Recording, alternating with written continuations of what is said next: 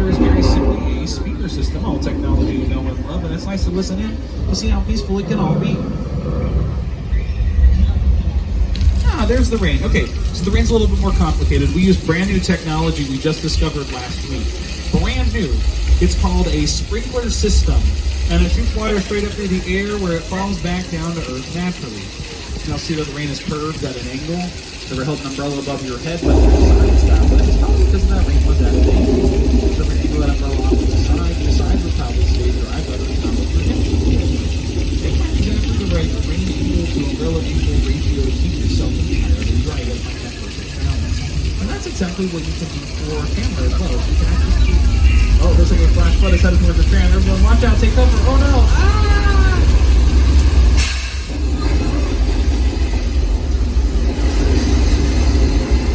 My bad, y'all. I would have warned you if only I saw that coming.